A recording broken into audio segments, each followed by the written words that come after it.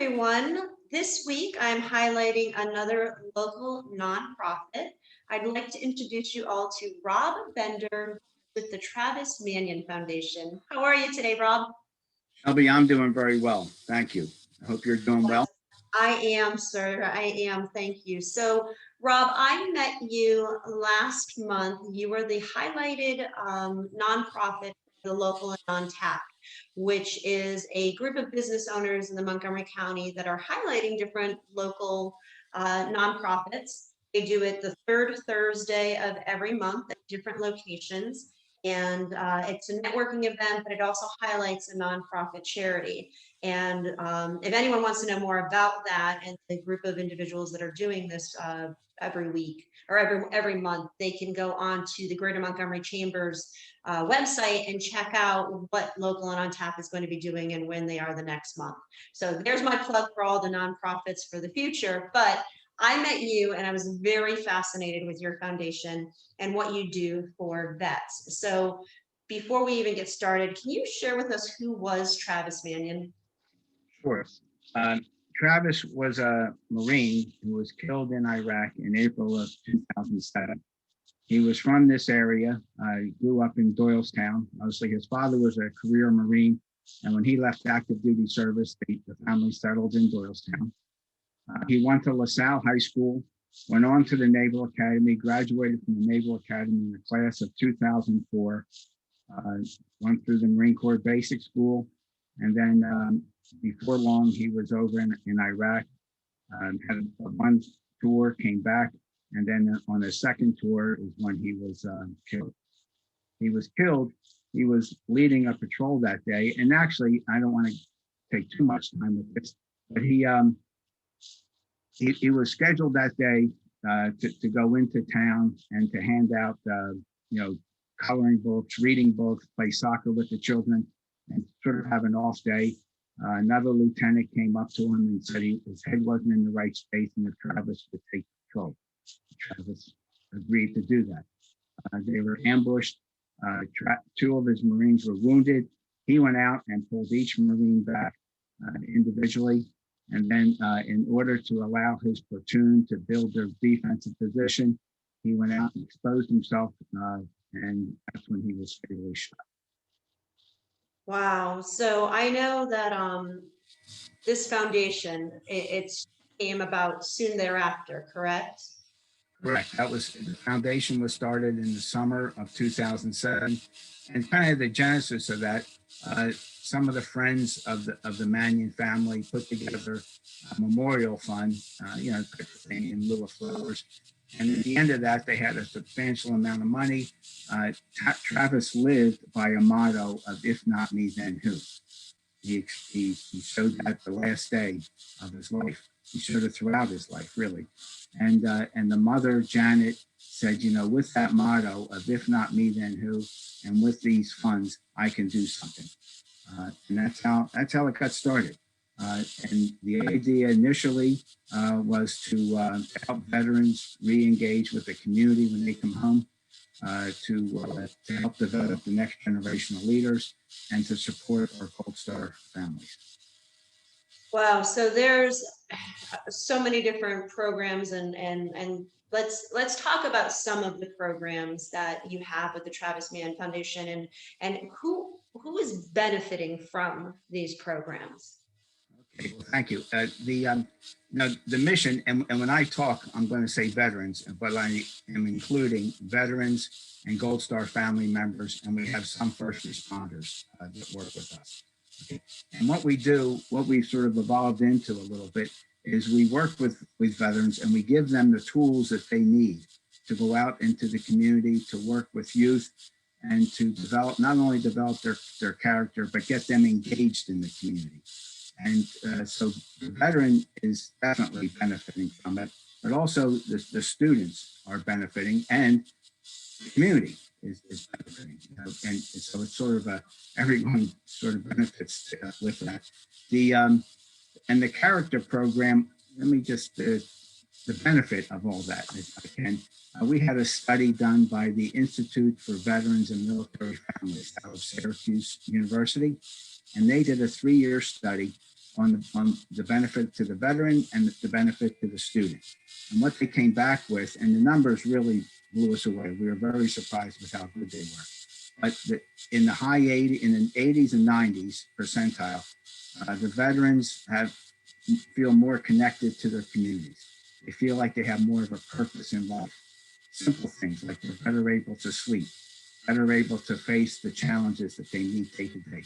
Several categories, all very positive for the effect on the veterans. And for the students, same type of numbers, 80s and 90 percentile, that they feel more compassionate towards others. They look at their more how their actions might affect others, more willing to step in and to stop somebody who might be bullying somebody else, more of a positive attitude towards to doing well in school. All very good, for both the veteran and the student. I love the fact that you're allowing a vet that has come back, and they've got a world that they've been in before, and then they come back to the world of amongst everyone else. I know there's a lot of camaraderie, right? And so they come back and might not with their purposes. So I love the fact that you have these veterans training and educating students to want to step up and take care of our country. I just think it's a phenomenal program. Um, can you tell me about maybe a particular vet that you saw a real change in, a success story?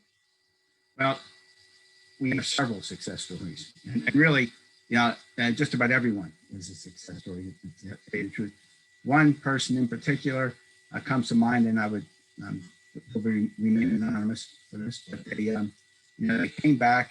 They had some programs that they could get involved in, but and they were working and they were successful, but they really didn't feel like they had that purpose in their life, and they, not that they were depressed, but they weren't happy, I guess I Right. could say it. And if you and so they got involved with our programs, and that turned around. They had more of a purpose. They were working with the students, and the good thing is, and this happens often, is that they developed a relationship with the students. So not only are they working and helping the students, but the students are helping them. And so it's a lot of what we do is based on the positive psychology, where we give the veteran, we help them understand what they need in order to have meaning, to feel successful. And part of that is to show them, to give them a meaning in life, to get them engaged with others.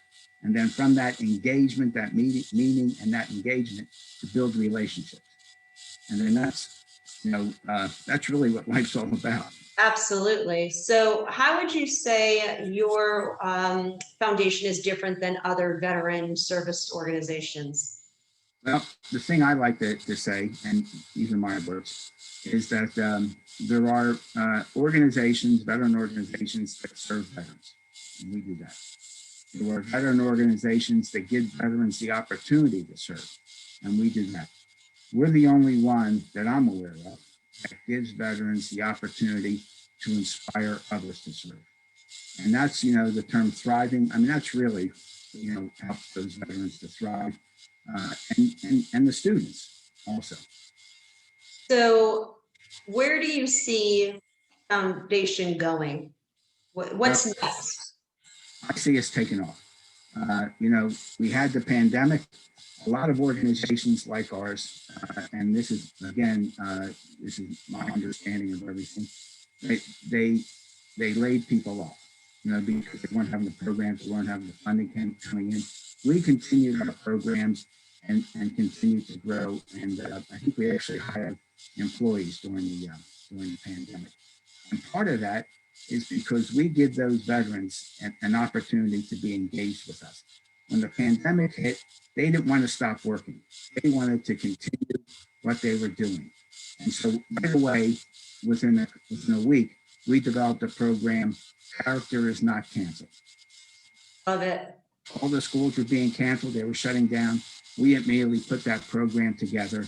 And on a daily basis, we did a video that the students could stream, if I'm saying that correctly, uh, based on different character strengths that they could develop. And, and that wasn't us saying, okay, this is what we're going to do. That's the veterans working with us and saying, this is what we can all do together. And so because of that, okay, I see us really taking off. We just had a 10-year study done, and our intentions are to go from reaching out. We have reached approximately 400,000 students to date since we started Wow. the character program to 1 million students. To go from 70,000 veterans or 40,000 veterans working with us to 100,000 working with us. Going from 30 chapters, we have 30 chapters across the country, to 100 chapters across the country. Wow, 30 chapters already in 10 years. That is awesome. Well, the 30 chapters, we just really started doing chapters about 4 or 5 years ago.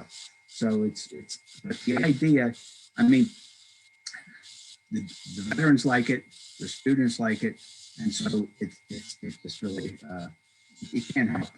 We just have to sometimes hold the reins and make sure it's going in the right direction. Right. So Rob, as we wrap up, what is it that we as a community can do to support your foundation? What is it you need from us? Well, we do a number of things throughout the community. First of all, we have our Operation Legacy project. We concentrate 2 times a year. In April, the end of April, that's when Travis was killed. And then right around Veterans Day in November. We do service throughout the year. And we call it Operation Legacy because it's our responsibility to make sure that that those that gave their life for us, that their legacy is continued. And we do the service in memory of that. I do a very simple project in my community where the Saturday after Thanksgiving, we go out and we rake leaves in the community to homes where those living there are unable to live. And that program has grown. Again, everybody loves it. Those are involved. Right. It's great. They just had Thanksgiving, and this is their way of giving back a little bit and saying thank you to those that gave their life for us. So that's one program we have. We have our Operation Leggett, we have our 9/11 Heroes runs, where we do, in 2019, we had over 60 runs across the country. Last year, we did a lot of virtual runs. We're building up again to get started on those runs. They're always right around 9/11. Most of them bracket the weekend of or bracket 9/11. The weekends is bracket 9/11. And it's an opportunity to come out that day, do a 5K run or 3K walk, but just to come out as a community and to remember those guys, men and women, that when the buildings were collapsing up in New York, and they were running into those buildings to save people. I mean, the one building collapsed, and you still have firefighters and police officers running into the second building to save people. I mean, that was inspiring, and I still get inspired when I think about that. And then the other program, and I don't want to take too much of your time, but we're starting a new program this year where it's a back to school program where we're concentrating on some of the underserved communities, the schools there. We're putting together backpacks for them, for the children, the school supplies they need. And so we'll be not only doing a character program with them in the beginning of the school year, but giving them their backpack supplies. So That is that's awesome. just some of the other programs we do. So Rob, if someone wanted to get the actual dates of the events or wants to learn more about the organization or just wants to somehow support with a donation, how can they go about and learn about the Travis Manion Foundation? The website is the www.travismanion.org, TravisManion.org. And you can go on there, and it's actually the website's very good. It's a little better than I would do. I just have a bunch of fine. But they did a very good job putting our website together, and you can find all our volunteer activities and sign up. That's wonderful. So guys, as you can hear, there are a lot of great organizations out there. And when we have someone, and Rob, you are a veteran, I thank you for your service. When our vets come back and you might know someone that seems a little lost or isn't feeling like they have part of a community, this organization is something that can actually help them become part of a community and help them to move forward. Plus, we're helping the kids and the students learn some really great characteristics that we want our youth to have. So I thank you very much for taking the time to talk with me, Rob. And I just think what you guys are doing is amazing. So thank you. Thank you, and thank you for taking the time. Absolutely. Thank you. Absolutely, guys. Until then, hope you have a great rest of your week, and we'll see you next week.